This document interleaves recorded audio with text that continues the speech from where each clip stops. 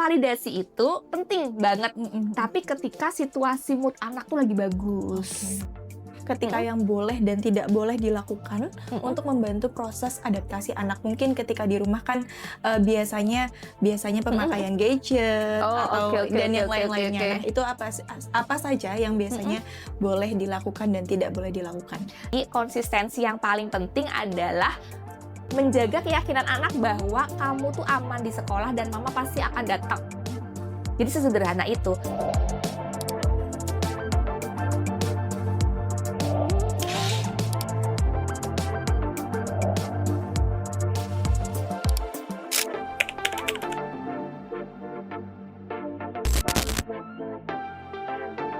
Assalamualaikum, welcome to Lingkaran Bertumbuh, ruang ngobrol santai yang hadir untuk berbagi cerita, pengalaman, dan informasi seputar dunia anak dan juga pendidikan.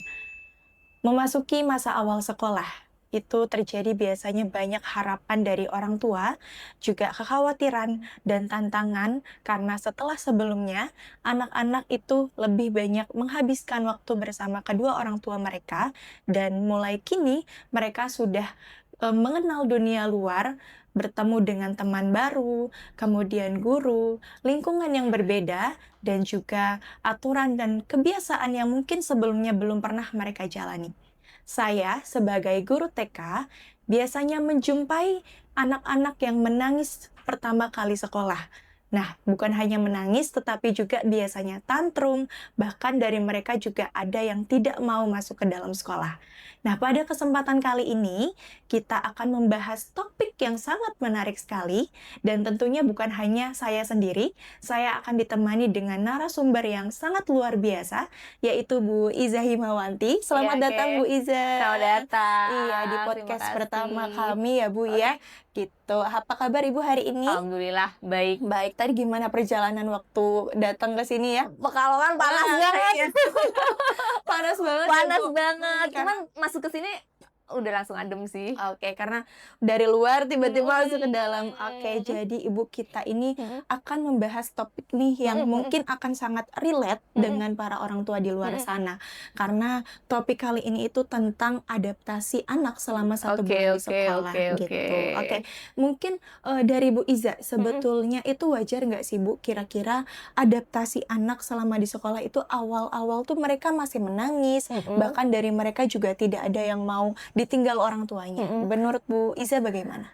Sebenarnya kalau adaptasi anak-anak tuh masih suka nangis ya di 1 bulan pertama itu hal yang wajar. Jadi apalagi kalau yang anak belum pernah sekolah sebelumnya, jadi masih di rumah, belajarnya di rumah aja, lalu mereka datang ke sekolah untuk pertama kalinya 1, 2, bahkan mungkin sampai 3 bulan pertama itu mereka masih nangis tantrum, itu hal yang wajar.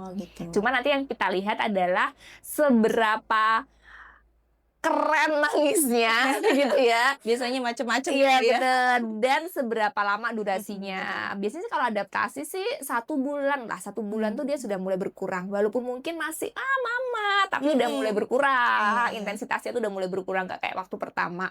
Cuman mungkin ada special case tertentu yang sampai beberapa bulan masih nangis terus. Masih dalam mungkin penyesuaian anaknya. Betul. Ya Bu ya. Oke. Nah, biasanya apa saja sih Bu tanda bahwa anak itu beradaptasi sudah mulai baik gitu ketika di dalam lingkungan sekolah?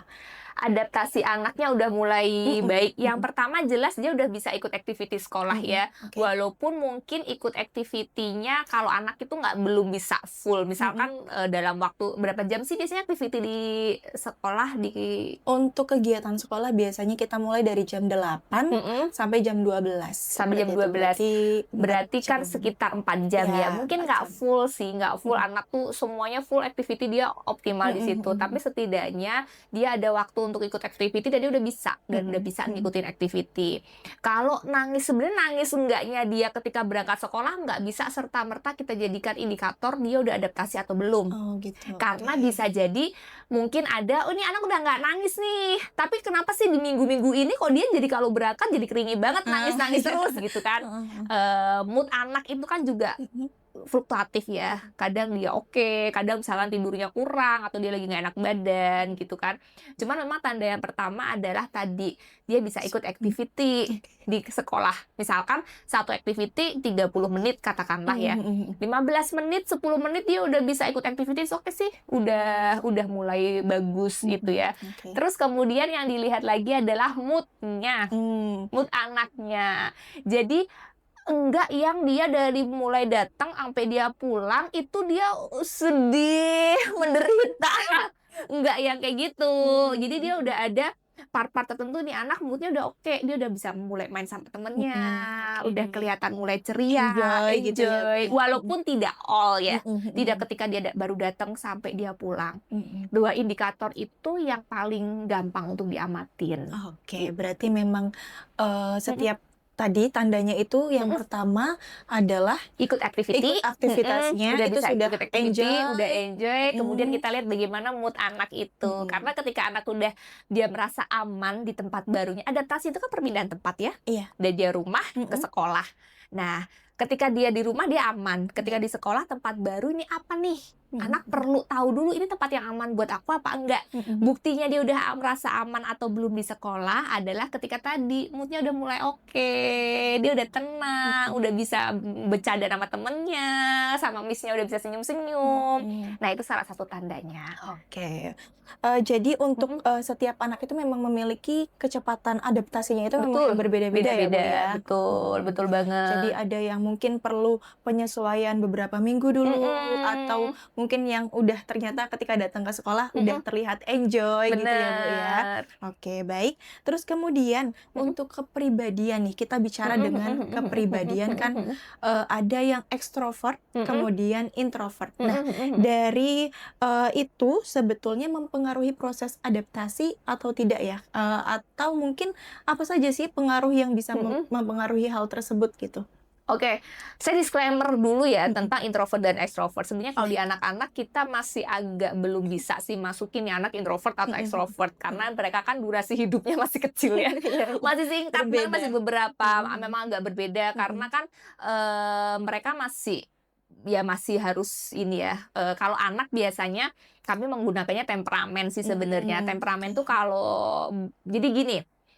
Agak teoretik dikit ya. Oke, baik. Oke, jadi dalam kepribadian itu ada namanya ada namanya trait personality, ada namanya state personality. Trait itu tuh yang bawaan dari lahir si temperamen ini. Jadi trait. Jadi kayak blueprint-nya. Jadi masing-masing orang tuh punya blueprint kepribadian. Nah, ada lagi yang namanya adalah state personality. State itu tuh yang state per stage. Jadi per kejadian, per masa hidup, per aktivitas gitu-gitu. Nah, kalau pada anak yang bisa kita lihat ini di trait personality-nya ini, yang bawaan yang dia bawa ini. Nah, biasanya yang dibawa kalau pada anak tuh belum di introvert extrovert, tapi masih di temperamennya.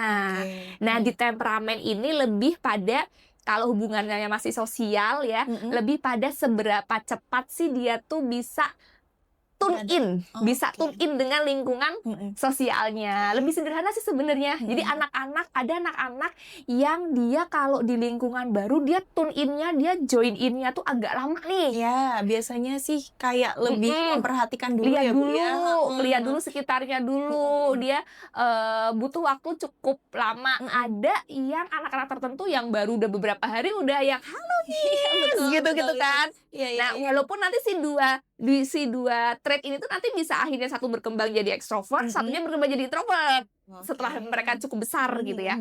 Tapi di anak-anak tuh sebenarnya kita lebih lihatnya ke temperamennya ini. Jadi temperamen dia kalau secara sosial seberapa banyak mood dia terpengaruh dengan situasi sosial ini. Di situ sih. Terus tadi pengaruhnya sama ada kepribadian itu tersendiri sih. Kepribadian itu berpengaruh pada adaptasi anak ya. Kalau pada sebenarnya kalau pada adaptasi anak dua kepribadian itu ada dua. Kita bahas satu-satu ya. Satu-satu dengan anak yang dengan si trait ceria tadi ya, yang dia gampang tune in ini. Sebenarnya mereka kelebihannya adalah adaptasinya lebih gampang. Jadi paling mereka butuh waktu 1-2 minggu udah oke. Cuman ada cumannya nih. Cuman biasanya anak-anak kayak gini mereka seneng jadi spotlight. Jadi kayak tipikal anak-anak yang aku dulu gitu loh. Yang pokoknya aku miss aku gitu kan. In the other side ada anak-anak yang tipe kepribadian tadi, dia butuh waktu lama, harus melihat dulu, harus nangis dulu, harus diem di pojokan dulu ngeliatin ini tempat apa sih gitu-gitu kan. Butuh waktu seperti itu gitu. Nah, si anak ini harus ditarik dulu biar dia ikut activity. Iya. Nah, kadang masalahnya adalah si anak ini yang baru jalan, si anak-anak yang masih harus beradaptasi dulu ini, yang dia harus jalan pelan-pelan ini, mereka agak terlupakan dengan anak-anak yang pengen jadi spotlight, gitu. Jadi problematikanya sebenarnya di lembaga pendidikan sebenarnya kayak gitu ya. Jadi ada anak-anak yang lebih mudah untuk beradaptasi, tapi mereka suka spotlight biasanya.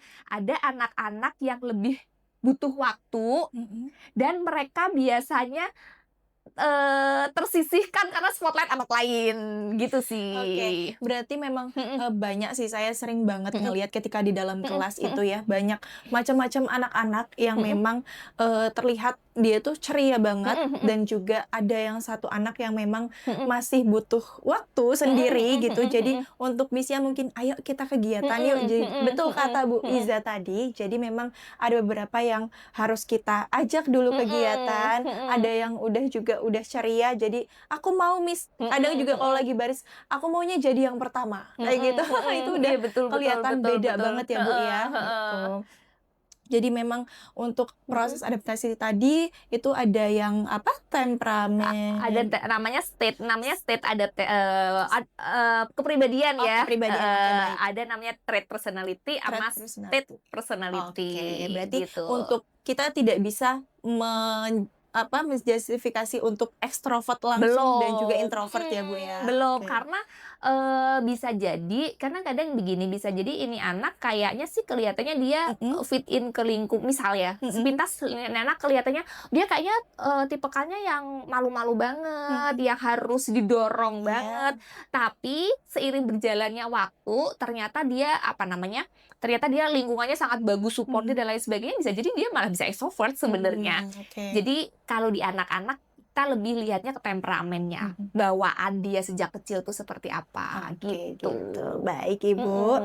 Selanjutnya untuk kebiasaan seperti apa sih yang di rumah ketika yang boleh dan tidak boleh dilakukan untuk membantu proses adaptasi anak? Mungkin ketika di rumah kan biasanya pemakaian gadget dan yang lain-lainnya. Nah, itu apa saja yang biasanya boleh dilakukan dan tidak boleh dilakukan? Terkait ini ya, adaptasi ya. Iya, membantu prosesnya. Oke, yang boleh dilakukan dulu kali ya. Yang boleh dilakukan yang pertama sebenarnya validasi perasaan anak. Ini yang kadang orang tua agak ini ya, mungkin agak perlu diluruskan.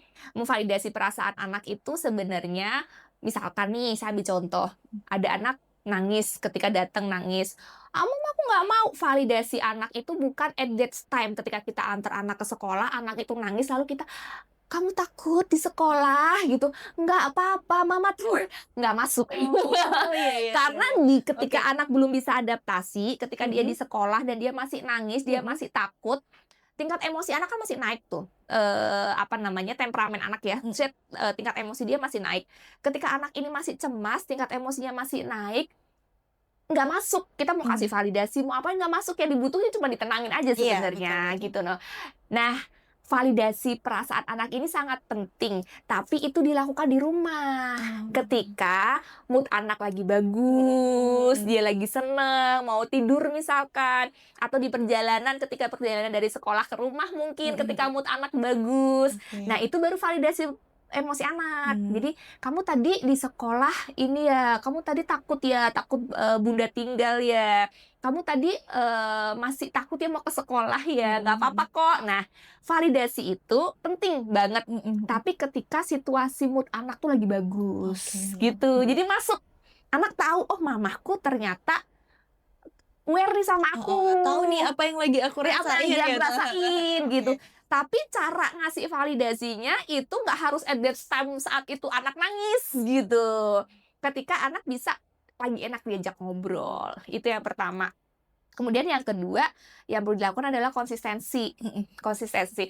Kalau konteksnya adaptasi, konsistensi yang paling penting adalah menjaga keyakinan anak bahwa kamu tuh aman di sekolah dan mama pasti akan datang. Jadi sesederhana itu. Nanti mama akan datang, akan jemput, nanti kita akan main lagi, kamu ketemu sama mama lagi, dan miss-miss di sekolah tuh baik. Konsistensi menjelaskan itu sebenarnya. Perlu nggak tiap hari? Perlu. Boleh, setiap hari. Jadi anak tahu setiap datang, oh ya nanti mamaku bakal jemput. Dan kalau ketika ngomong nanti mama jemput, kok jemputnya nggak telat, ya harus konsisten jemputnya nggak telat gitu ya. Betul. Jadi apa yang mama sampaikan, anak tahu bahwa dia nggak akan dibohongin gitu. Kalau misalkan nanti nggak apa-apa kok nanti mama yang jemput, ya mama yang jemput, bukan mbak yang jemput gitu ya. Jadi konsistensi itu yang sebenarnya ketika kita lakukan secara terus-menerus, dia yang akan menumbuhkan rasa aman anak. Gitu. Itu yang perlu untuk dilakukan gitu. Kemudian kalau yang sebaiknya tidak dilakukan, mungkin yang pertama adalah bereaksi terlalu berlebihan. Jadi bereaksi terlalu berlebihan itu bisa misalkan nganter anak terus pergi tiba-tiba gitu loh. Jadi berlebihan dalam menghilang gitu ya. Jadi bereaksi terlalu berlebihan, atau misalkan nggak apa-apa, nggak mau, jadi too much reaction gitu ya. Reaksinya terlalu berlebihan. Kenapa? Karena ketika anak itu lagi takut ditinggal, dia lagi adaptasi, emosinya dia lagi nggak stabil, ketika orang tua juga menunjukkan reaksi yang berlebihan, itu makin bikin emosi anak tambah nggak stabil. Jadi orang tua itu ketika anak emosinya lagi nggak stabil, orang tua harus lebih tenang. Jadi dari nggak anaknya. perlu ikut takut juga Nggak gitu perlu ya ikut Bu takut ya. juga, nggak perlu bereaksi berlebihan, nggak perlu yang makin khawatir, tenang aja, it's okay gitu. Ketika dua tadi udah dilakukan ya, down-nya itu sih. Jadi jangan bereaksi terlalu berlebihan kepada anak. Kemudian udah sih, jadi kemudian paling itu terkait dengan tadi yang konsisten itu ya tidak membohongin anak ya. Tidak membohongin anak dalam arti misalkan mama nggak kemana-mana kok, mama nungguin ternyata pulang gitu. Nah itu justru malah Gitu. bikin anak, aduh kok ini mama nggak ada, kok mama ternyata nggak pas ada dilihat. gitu. Berarti untuk kebiasaan yang perlu dilakukan itu justru bukan ketika saat anak itu menangis, tetapi sebelumnya ya Bu ya. Betul. Jadi untuk ketika anak menangis itu seharusnya memang perlu ditenangkan dulu aja. Jadi untuk memvalidasinya pun sebelum datang ke sekolah gitu. Betul. Boleh ketika di rumah mau tidur, biasanya yang paling efektif tuh ketika mau tidur sama anak sambil ngobrol, atau ketika mau berangkat sekolah di jalan, atau ketika pulang sekolah. Jadi ketika situasi anak lagi enak. Jadi gitu. mungkin anak juga bisa lebih lebih nangkep juga gitu ya Bu ya. Baik. Terus juga untuk yang tidak bisa dilakukan itu tadi bereaksi secara berlebihan. Nah itu biasanya juga masih beberapa ya, masih banyak juga yang mungkin khawatir sama anaknya karena melihat pertama kali datang ke sekolah masih menangis, aduh ini gimana nih gitu kan. Jadi masih bereaksi kayak yang ikut takut juga. Berarti ayah bundanya sebelum nganter anak harus udah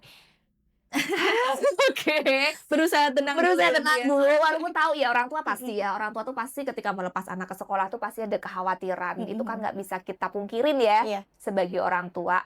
Tapi kita perlu support anak tuh dengan tidak menampakkan kekhawatiran kita di depan anak, dengan kita nggak terlalu bereaksi berlebihan. Oke, baik. Gitu. Makasih Ibu untuk jawabannya. Kemudian nih untuk berbicara pembahasan tentang gadget. Lalu ada apa penggunaan gawai memiliki kaitan dengan kemampuan anak beradaptasi di sekolah. Nah, biasanya kan memang anak-anak zaman sekarang ya Bu ya, banyak sekali yang udah pegang gadget ya, nonton games kayak gitu. Itu benar-benar bisa mempengaruhi adaptasi anak di sekolah atau bagaimana Ibu? Berpengaruh ya, sebenarnya berpengaruh, tapi memang berpengaruhnya nggak secara langsung kalau ke adaptasi. Kalau gadget pada anak itu sebenarnya dia lebih berpengaruh pada konsentrasi anak. Tapi kan konsentrasi anak ini dipakai dia ketika di sekolah ya. Jadi sebenarnya berpengaruh juga. Jadi gini, ketika anak tuh pakai gadget ya, dia pegang gadget biasanya kan buat apa sih? Buat nonton YouTube gitu-gitu kan, buat nge-games gitu-gitu. Misalkan buat nonton YouTube itu dia persekian detik kan dia bisa langsung swipe gitu kan. Nah, itu memang penelitiannya banyak. Jadi penggunaan gadget pada anak tuh sebenarnya sangat berpengaruh pada tingkat konsentrasi dia. Jadi durasi konsentrasi dia itu bisa sangat singkat. Bisa sangat singkat, dan itu tentu berpengaruh di proses dia di sekolah begitu kan, sehingga ketika dia biasanya enjoy asik tuh nonton gadget di sekolah, dia harus ikut activity, itu cukup membuat dia nggak nyaman, bosan, akhirnya sekolah menjadi sesuatu yang tidak menyenangkan bagi dia. Akhirnya dampaknya ketika dia mau ke sekolah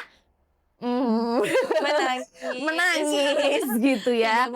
Bener, itu sih. Jadi memang apa ya, untuk pada anak durasi penggunaan gadget ini memang, karena kan kalau pada anak penggunaan gadget itu hanya untuk entertain kan. Jadi penggunaan gadget itu kan sebenarnya ada 3, untuk edukasi, untuk entertain, satunya untuk komunikasi. Edukasi udah belum ya? Belum kayaknya kalau untuk anak-anak preschool ya. Komunikasi kayaknya anak preschool belum bisa pakai WhatsApp ya. Gitu. Jadi lebih banyak kayaknya kalau untuk anak-anak kan di entertain, di hiburan kan. Jadi memang perlu dihindari, bukan dihindari, dikurangin. Perlu dikurangin di konteks itu. Itu yang pertama ya, di konsentrasi anak. Kemudian yang kedua, walaupun tidak semua, kadang ada beberapa orang tua yang menggunakan gadget itu sebagai media reward. Jadi kayak, yaudah mama kasih handphone gitu. Udah deh jangan nangis, nanti mama kasih handphone. Yaudah boleh deh main games gitu loh. Jadi seringkali gadget itu digunakan sebagai media reward. Jadi hadiah buat anak, yaudah boleh main, yaudah ini gitu ya. Nah, sedangkan di sekolah media rewardnya jelas berbeda. Bukan itu. Nah, gadget itu menjadi media reward yang sangat menyenangkan untuk anak. Ketika itu dijadikan sebagai media reward orang tua kepada anak gitu kan. Nah, anak nggak bisa dapat itu di sekolah. Nah, itu sebenarnya yang perlu dikurangin gitu loh. Jadi hindari untuk menggunakan gadget itu sebagai sarana untuk reward ke anak gitu loh. Kayak ya udah nggak apa-apa deh, ya udah gini deh gitu loh.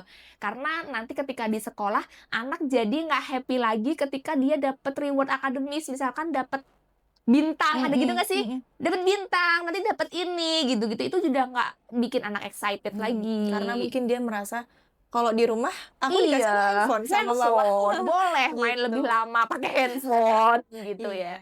Jadi mungkin 2 hal itu sih yang pengaruhnya. Cuman yang paling utama memang di konsentrasi ya, di tingkat perhatian dan konsentrasi anak itu bisa sangat berpengaruh. Berarti untuk screen time itu memang berpengaruh ya, Bu? Betul. Jadi sebetulnya tidak harus dihindari, tapi dikurangi dulu. Bener, porsinya. Ya. Jadi nggak yang harus berapa jam kayak gitu kan. Biasanya anak kalau udah orang tuanya sibuk, biasanya itu udah dilepas untuk main gadget. Bener. Gitu. Nah, itu si media reward itu kan biasanya digunakan seperti itu kan. Betul. Gitu. Jadi biar anaknya itu tenang, ya udah hadiahnya kamu boleh main gadget karena orang tua ada activity lain harus dilakukan gitu loh. Padahal itu mempengaruhi ketika di sekolah tadi. Betul. Ya, Bu, konsentrasinya berkurang, jadinya daya tarik anak kepada kegiatan di sekolah itu pasti berkurang. Bener. Oke. Jadi seperti itu ya Ayah Bunda. Lalu kemudian bicara terkait dengan kolaborasi antara sekolah dan juga orang tua. Nah, bagaimana sih Ibu kolaborasi antara keluarga dan orang tua? Keluarga dan sekolah dapat membantu anak melewati masa transisi ini. Itu bagaimana ya, Bu? Oke. Yang pertama untuk kolaborasi orang tua dengan sekolah itu, yang pertama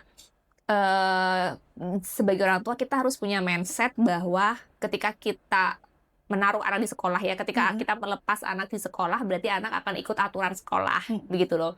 Jadi apa yang ada di aturan sekolah punya aturan apa nih selama dari jam 8 sampai jam 12, seharusnya kita inline ke situ. Jadi aturannya apa nih? Aturannya anak harus nggak boleh ditungguin misalkan. Anak nggak boleh lama-lama berdrama dengan orang tuanya misalkan gitu-gitu ya, atau apapun ya. Itu memang kita ikutin. Jadi ketika anak sekolah, maka aturan yang dipakai adalah aturan di sekolah.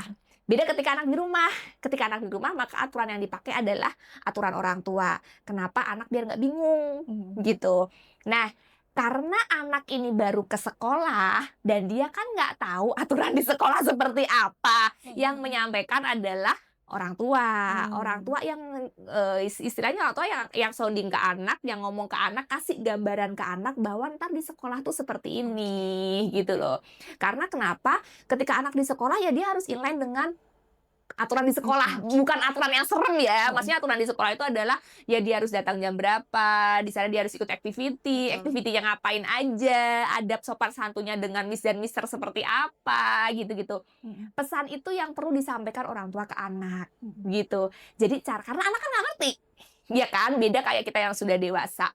Itu sih yang pertama ya. Kemudian yang kedua, begitu halnya dengan sekolah. Jadi sekolah juga perlu tahu sebenarnya ini anak gimana nih kondisi di rumahnya. Itulah kenapa sebenarnya begini, ketika komunikasi dan ngobrol antara orang tua dengan guru itu perlu cukup intens ya. Sebenarnya ngobrolnya untuk apa? Orang tua tahu di sekolah itu apa aja sehingga dia bisa sampaikan ke anaknya, dan guru tahu di rumah itu nih anak kayak gimana sehingga guru bisa preventif di sekolah gitu.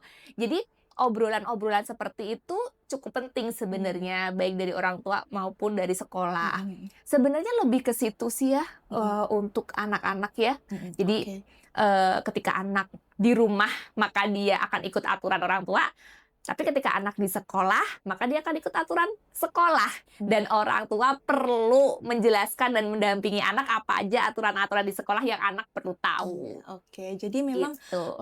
untuk anak-anak yang mungkin pertama kali baru masuk sekolah itu betul kayak tadi yang Bu Iza bilang, belum mengetahui banyaknya peraturan yang ada di sekolah. Dalam artian peraturannya itu bukan yang serem, tapi Iya, betul bener. tadi datang jam 7:30, kemudian mengikuti kegiatan, Iya. ada waktunya untuk bermain ya seperti itu. Terus juga perlu ada sounding yang kuat dari orang tua kepada anak gitu ya Bu ya. Iya, betul. Nah, selanjutnya Ibu, setelah tadi kita ngobrol banyak tentang proses adaptasi anak selama 1 bulan di sekolah, selanjutnya kita mau masuk ke segmen mitos atau fakta. Oke, saya agak serem. Iya, boleh. Biasanya nih ya untuk banyak ya anggapan-anggapan yang mungkin terjadi terus juga disampaikan oleh orang tua gitu ya Bu ya, terkait dengan anak dan juga proses adaptasinya. Oke, langsung aja ya Bu ya. Kita masuk ke mitos atau fakta yang pertama. Nah, yang pertama, mitos atau fakta, anak yang sering menangis di awal sekolah pasti tidak siap sekolah. Itu bagaimana Ibu? Apakah memang itu mitos atau memang ternyata fakta gitu? Oke, mitos. Mitos ya Bu ya. Iya. Oke. Berarti anak yang sering menangis itu ya bukan berarti tidak siap Dia sekolah nggak siap ya, Bu? sekolah, bisa jadi dia memang dalam proses adaptasi aja.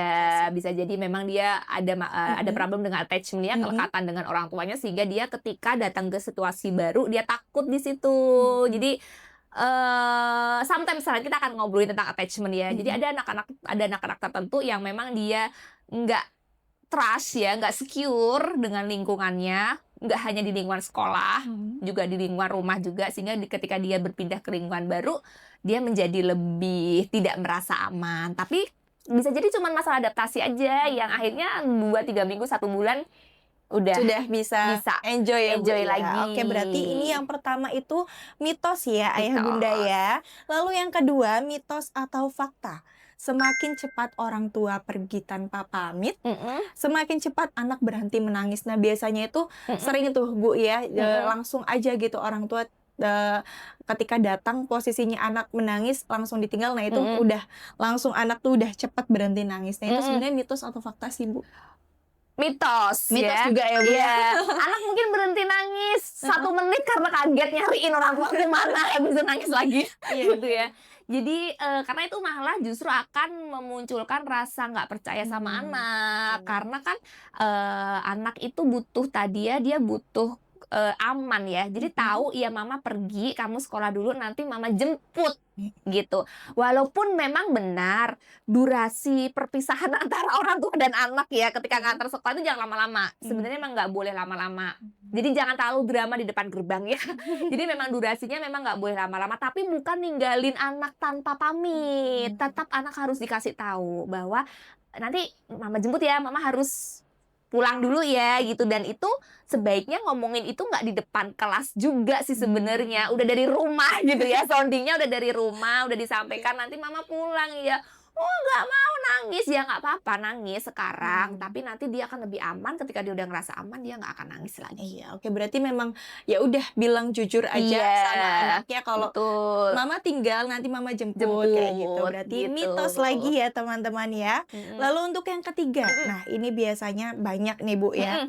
Mitos atau fakta memberikan hadiah setiap hari membuat anak lebih mudah beradaptasi. Nah, untuk konteks ini saya sering banget Bu menemukan hal yang seperti ini gitu ya. Banyak dari orang tua, dalam artian orang tua itu memberikan reward setiap hari kepada anak karena anak hari ini sudah mau bersekolah, sudah mau berkegiatan gitu. Apakah memang itu betul faktanya seperti itu atau memang ya seharusnya memang tidak seperti itu gitu. Memberikan hadiah pada anak, maka anak akan lebih mudah beradaptasi. Kayaknya saya jawab mitos dulu, tapi masih koma ya. Kita jawab mitos, tapi masih koma. Komanya gini, itu bisa bantu adaptasi ketika memang ada kesepakatan di awal. Jadi kesepakatan di awal maksudnya adalah, oke, nanti ini ya, apa namanya, jadi goals-nya apa? Jadi anak akan dapat reward ini, dapat hadiah ini, apa, perilaku apa yang mau dimunculkan gitu loh. Jadi misalkan, oke, kalau kamu nanti nggak nangis, atau misalkan kalau kamu nanti bisa sekolah, bisa ikut activity di sekolah, nanti kamu akan dapat hadiah begitu. Jadi goals-nya apa? Ketika memang ada goals perilaku yang mau dicapai, kemudian orang tua memberikan hadiah, saya rasa itu oke sih, itu nggak masalah ya, itu bagus juga, bisa membantu proses adaptasi juga. Tapi tadi disampaikan di awal. Jadi reward itu disampaikan di awal dan ada goals yang perlu dicapai. Tapi ketika goals itu sudah tercapai dan repeat, akhirnya itu bukan menjadi reward lagi sebenarnya, karena kan goalsnya udah tercapai. Jadi kayak misalkan anak hari ini misalkan dia melakukan activity, kalau dia udah melakukan activity dikasih hadiah. Terus besoknya kalau dia sudah melakukan activity lagi, dia dikasih hadiah. Ketika activity-nya sudah, perilakunya sudah terbentuk, reward itu sudah nggak diperlukan. Nah, goals-nya naik. Jadi boleh nggak sih kasih reward terus ke anak? Boleh. Tapi untuk target perilaku yang berbeda-beda gitu. Jadi misal target perilaku pertamanya, kalau kamu nggak nangis ya kalau mama pulang, udah tercapai. Kita ganti target perilaku yang lainnya nih. Kalau kamu bisa full ikut activity ya hari ini ya, udah tercapai. Kita goals-nya ganti lagi nih, target berikutnya. Kalau kamu bisa sampai rumah tidur siang ya, misalkan gitu. Itu oke sih, nggak masalah sih.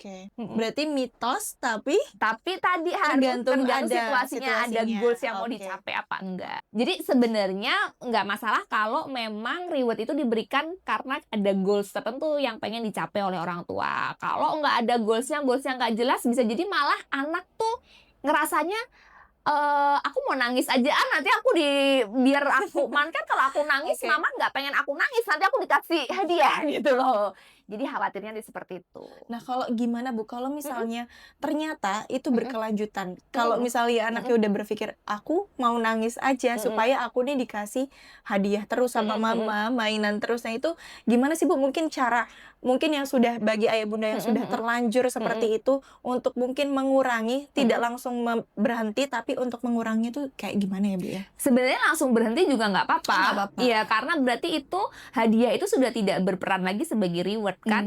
Jadi sebenarnya ketika langsung berhenti nggak apa-apa. Jadi begini, kadang kita sering belum tahu ya. Kita belum tahu bahwa saya sih yakin tidak ada orang tua yang ingin memberikan treatment yang buruk pada anak ya. Saya yakin itu orang tua tuh pasti pengennya yang terbaik, melakukan terbaik untuk anak. Mungkin kadang belum tahu kalau ternyata itu nggak tepat begitu.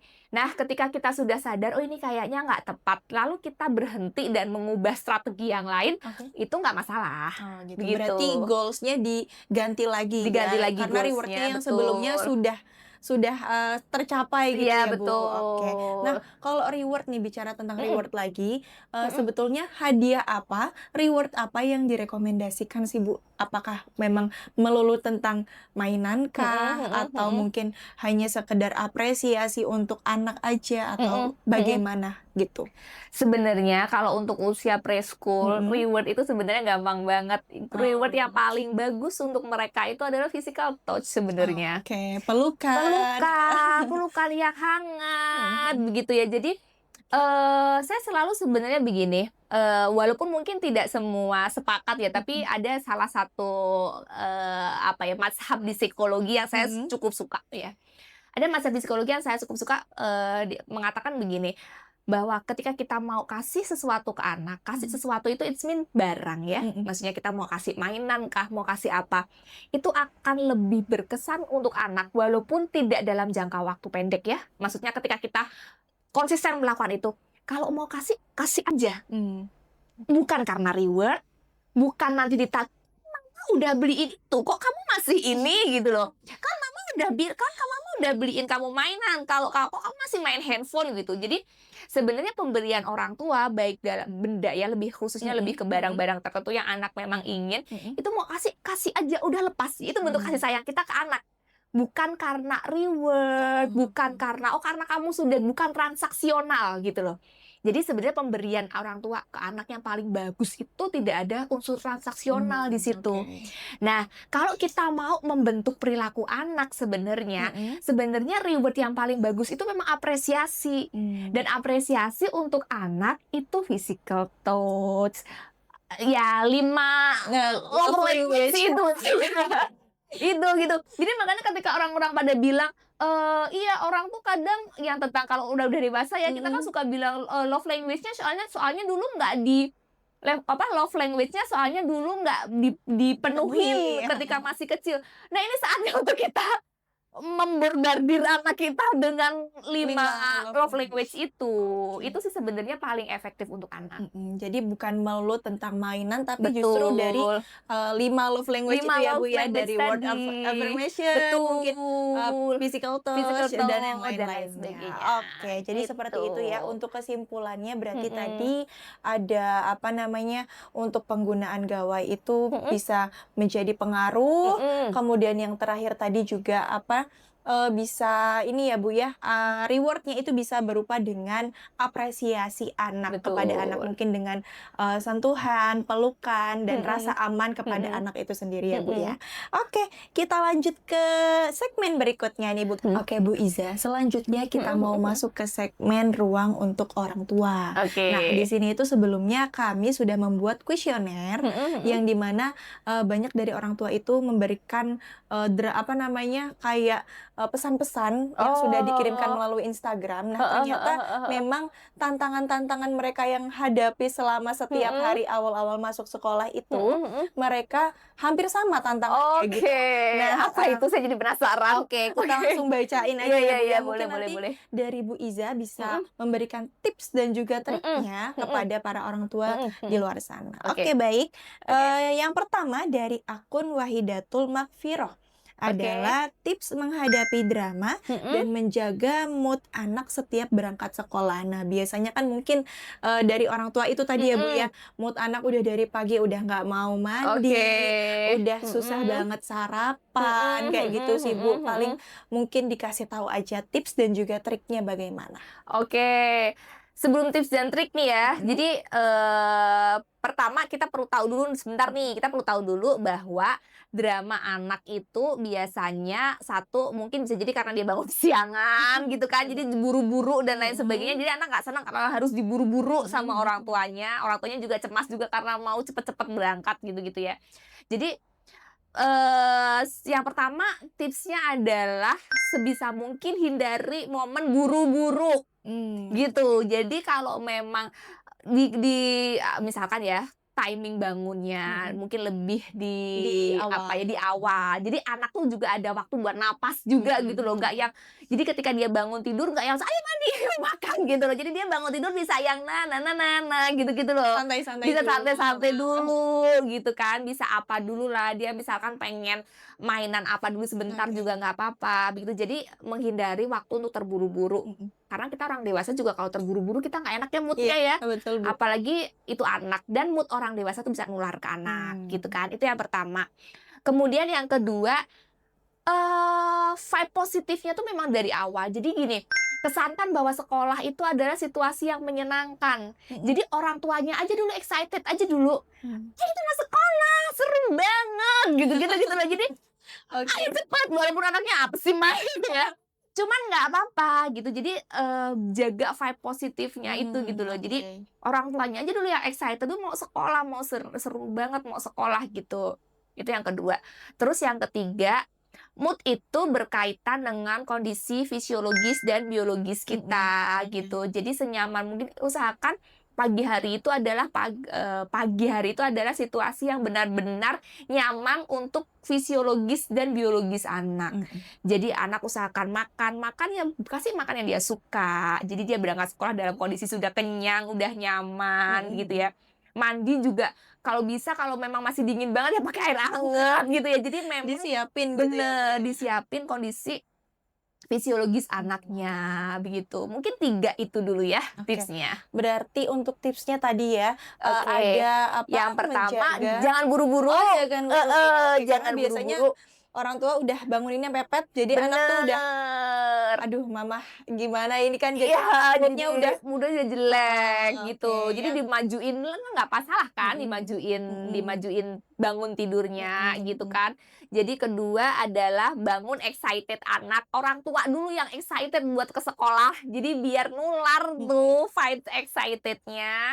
Terus yang kedua, yang terakhir yang ketiga adalah tadi ya, secara biologis fisiologis anak tuh dibikin biar dia ready buat sekolah. Makan makanan bergizi, pakai baju yang cakep, yang harum, yang wangi, pakai pita-pitaan, mandi air hangat mungkin ya, gitu, mungkin bisa disiapkan sarapan kesukaan dia gitu. Jadi lebih semangat jadi untuk lebih sekolah. semangat lagi. Jadi kita langsung masuk ke yang kedua ya, Bu ya. Boleh. Dari akun My Marlins nih, yaitu bagaimana menjaga jam tidur anak agar bisa bangun pagi dan tidak mengantuk di sekolah. Nah, untuk masalah ini juga Bu, saya seringkali masih melihat anak-anak yang ketika sedang kegiatan itu masih nguap, lemas gitu. Terus juga ketika saya tanya langsung kepada orang tuanya, memang ternyata jam tidurnya kurang, Miss. Jam tidurnya susah banget, Miss. Kalau nggak ada saya, nggak ada papahnya, nggak mau tidur. Nah gitu, gimana tuh Bu? Maksudnya dari hal itu apa sih tipsnya? Atau mungkin ada afirmasi biar anak tuh tidurnya lebih cepet? Oke. Sebenarnya kalau buat anak itu kita ngomongin jam tidur dulu ya. Sebenarnya untuk usia anak-anak preschool ya, itu sebaiknya jam 8 malam tuh mereka udah tidur sebaiknya. Kenapa? Karena kita mau jaga tadi ya yang bangun pagi. Jadi usahakan sebenarnya jam 8 udah tidur, sehingga jam 5 pagi itu tuh dia udah bisa bangun. Kan dia udah cukup tidurnya gitu kan. Diusahakan untuk jam tidurnya memang sebenarnya sebaiknya jam 8 udah tidur. Terus yang kedua itu, kalau kita pengen anak punya pola tidur ya, alarm tidur yang cukup, yang baik, sebenarnya itu dibangun dari orang tuanya. Jadi memang sebaiknya ketika kita pengen jam biologis tidur anak itu jam 8 malam, ya berarti orang tuanya, keluarga itu memang jam biologis tidurnya juga sebenarnya jam 8 malam juga, begitu kan. Jadi anak sudah tersetting nih. Otak anak udah tersetting bahwa oh iya ini udah saatnya untuk tidur di jam 8 malam itu. Jadi semua aktiviti selesai. Dan itu konsisten karena kan kita mau bikin habit ya. Bukan ketika tidak sekolah lalu kita tidur jam 11 malam gitu ya. Jadi kita mau bikin habit itu harus konsisten. Itu yang pertama. Jadi jadikan memang jam tidur itu adalah sebuah kebiasaan di keluarga itu gitu. Itu yang pertama. Kemudian yang kedua, memisahkan aktivitas tidur dengan aktivitas yang lain. Jadi misalkan kamar ya kamar itu untuk tidur, bukan buat main, bukan buat mainan handphone dan lain sebagainya. Tempat tidur itu untuk tidur. Jadi begitu anak masuk ke kamar, begitu anak naik ke tempat tidur, dia udah tahu kita mau tidur. Begitu. Maka ketika tidur konsisten juga, semua selesai, nggak ada TV di situ, nggak ada handphone di situ, nggak ada obrolan di situ ya. Jadi maksudnya kita memang mau tidur, dan di kamar dan tempat tidur adalah untuk tidur begitu loh. Memisahkan aktivitas itu penting ya. Jadi bukan anak terbiasa mainan di tempat tidur begitu ya, sehingga dia entar dulu di tempat tidur akhirnya nggak tidur tapi malah masih mainan mungkin ya, Bu, ya? mainan Oke. kayak gitu. Itu sih. Dan yang ketiga adalah tentang gadget ya, untuk entertain. Jadi gadget untuk entertain itu sangat menyenangkan kan, aktivitas yang menyenangkan gitu. Jadi ketika anak udah deket-deket waktu tidurnya, usahakan untuk dia tidak mendapatkan entertain dari gadget. Karena aktivitas tidur itu membosankan. Saya lebih suka aktivitas nonton gadget untuk entertain gitu loh.